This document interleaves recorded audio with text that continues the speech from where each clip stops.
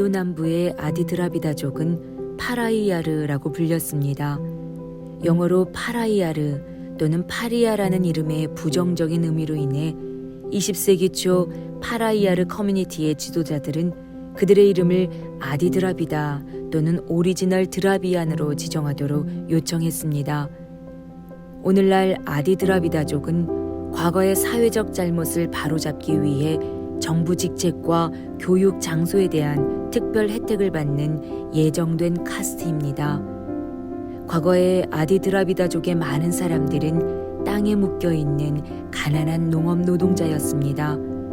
아디 드라비다족은 주로 인도 남부의 타밀나두와 카나르카타주에 살고 있고 일부는 인도 전역에 흩어져 있습니다. 그들은 타밀어와 다른 지역 언어를 구사합니다. 아디 드라비다족은 네온족입니다. 즉, 그들은 카스트 내에서 결혼합니다. 남자들은 쌀, 기타 곡물, 과일 및 채소를 재배하는 땅에서 일하면서 하루를 보냅니다. 대부분의 아디 드라비다족은 힌두교도입니다. 그들은 비슈누, 시바, 라마, 크리슈나, 하누만과 같은 힌두교 신들을 숭배합니다. 낮은 카스트 때문에 때때로 그들은 힌두 사원에 들어갈 수 없었습니다. 아디 드라비다족의 인구는 약 868만 3천 명이며 크리스천 인구는 0.1%이고 알려진 복음주의자는 없습니다. 그들에게 5만 명당 1명의 선교사가 필요하다면 이 종족에게는 그리스도의 복음에 완전 헌신된 174명의 선교사가 필요합니다. 하나님께서 아디 드라비도족 가운데 구원받기로 작정된 하나님의 사람들이 그리스도의 복음을 듣고 예수가 그리스도이심을 고백하는 자들이 일어나도록 기도합시다. 인도 기독교인들이 아디 드라비다족과 친구가 되어 그들의 교육적, 직업적 필요를 도울 수 있도록 주님께서 인도하시도록 기도합시다. 소수의 아디 드라비다 그리스도인들을 통해 복음, 제자, 교회, 재생산의 역사가 일어나도록 기도합시다.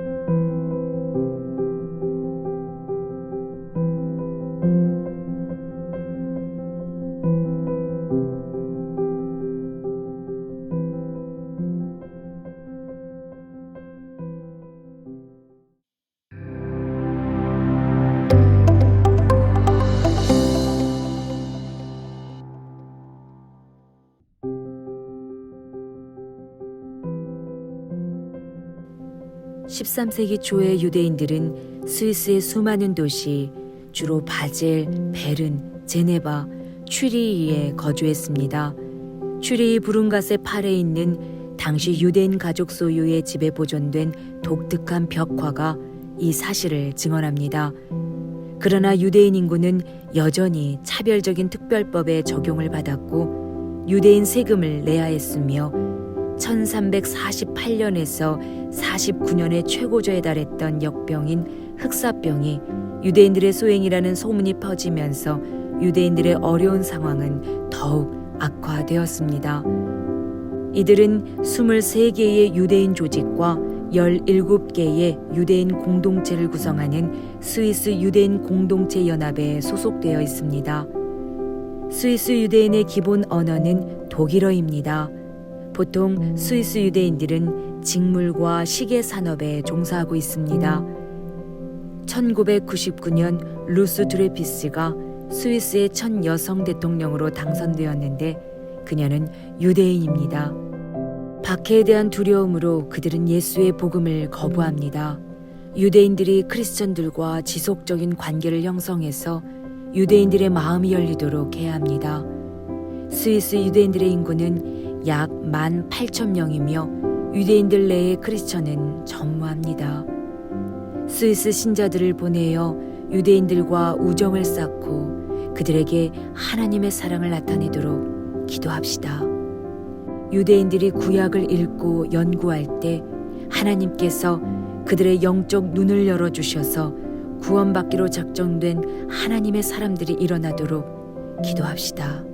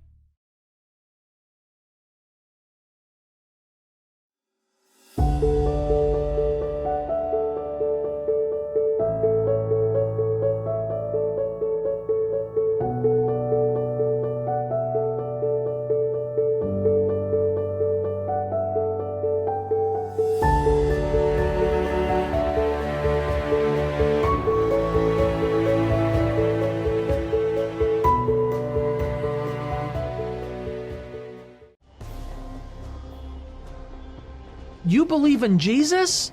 Are you out of your mind? You're not Jewish anymore. You are a traitor to your people.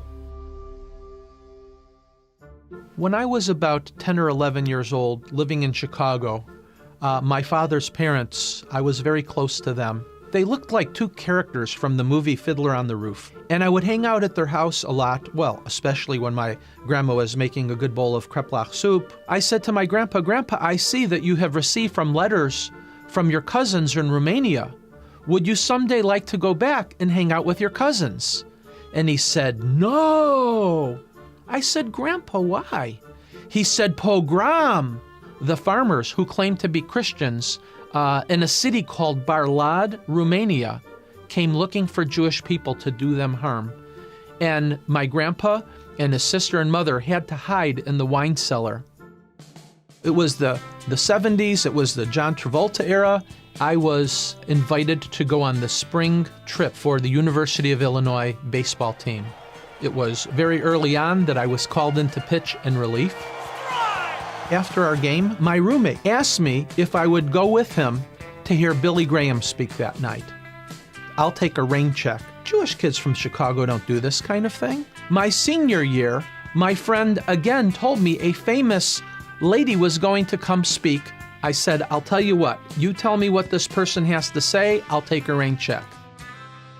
He said a lady named Corrie ten Boom and her family were hiding Jewish people in the walls of their home. They actually got caught by the Nazis, and her whole family died, not only because of their Christian faith, but because of their love for Israel and the Jewish people. Something inside of me said, whatever the real deal is, this must be it. And so when I was getting ready to pitch in my last game against the University of Michigan State, my friend Neil, after going for a run in the morning, comes into our apartment and blows my mind. Neil was Jewish. He said, Siegs, I need to tell you something. After I read the Hebrew scriptures and a careful examination of what it said, I've come to the conclusion the Messiah has already come. I said, Neil, are you out of your mind? I said, you believe in Jesus? And I said, Neil, you're not Jewish anymore. He said, no, I'm a completed Jew, Jeff. He said, Jeff, if you read it for yourself, I believe you'll come to the same conclusions. What a dilemma. If God really had a son, I'm going to have to see in my book, not their book. I held that Tanakh up to heaven and I prayed a prayer to God. I said, God, can I have a burning bush experience like Moses? One of the things that happened was I came to the book of Jeremiah, chapter 31, verse 31 through 34. Behold, the days come, says the Lord, when I will enact a new covenant with the house of Israel and the house of Judah. And I'm thinking, oh my gosh, this new covenant, this new agreement is for Jewish people. There's something to what my friend Neil said. New covenant, New Testament. My mind was blown. I just fell on my knees in front of my bed as I was reading these verses, and I just prayed a simple prayer. I said, Dear God, please enter my heart and please forgive me for the sins of my life. I said, Lord, I'm new at this. I don't know exactly how to do this, but I said, I've longed for that personal relationship, and I realize that Yeshua HaMashiach is my burning bush experience. I said, Dad, after a careful examination of the Hebrew scriptures, I've come to the conclusion that the promised Jewish Messiah has already been here. He said, Son, you are a traitor to your people. You are no longer my son. What you have done in my eyes is worse than Adolf Hitler. Now this went on for 26 years until a day came when my younger brother decided to go to church and he gave his life to Yeshua. He said, could you do me a favor? Could you tell Dad the decision I made? Now, in a 26-year time frame, my dad and I began to have a better relationship. And when I called my dad, I said, Dad, I need to tell you something. After a careful examination of the Hebrew scriptures, my younger brother has also made the same decision that I made many years ago. My dad then began to cry. I received the shock of my life. It was only the second time in my life I ever heard him cry. The first time was when he hung the phone up on me, when he told me I wasn't his son anymore. And he began not only to cry, but he began to speak in the Hebrew language. Hineni, God, Hineni, here I am, here I am. What would you have me to do? I said, Dad, do you want to give your life to Yeshua? He said, yes, I do. For the last 2.5 years of his life, we were like best friends. And then a day came when my dad just went to heaven. On that day, when I announced to my father that I gave my life to Yeshua, and he said, you're not my son anymore, my life was turned upside down. But you see, God had a plan. And on that day, it may have seemed bleak, but the Lord saw the future.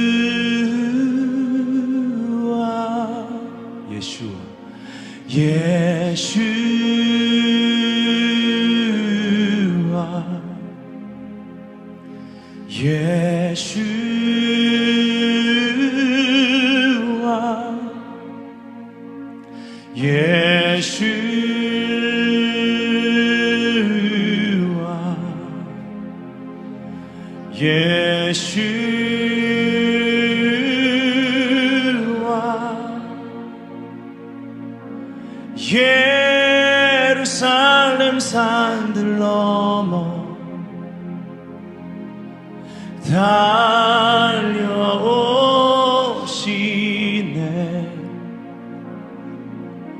신랑 위에 춤을 추며 기다리는 신부 향해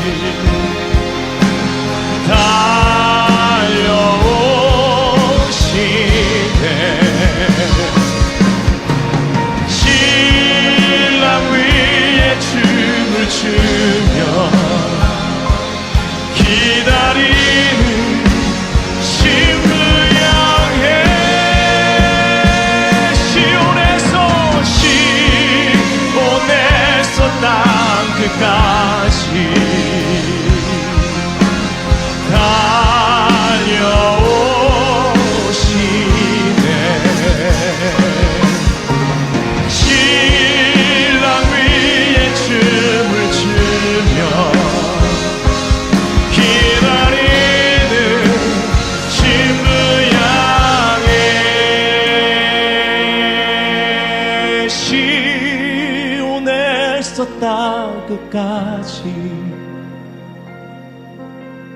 다녀오시네.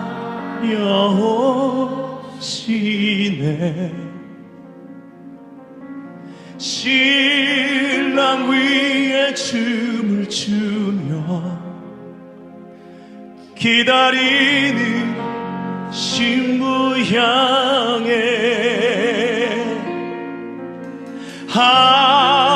한라에서 백두까지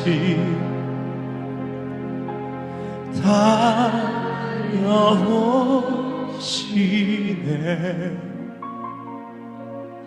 신랑 위에 춤을 추며 기다리는 신부 향해 예수와 예수와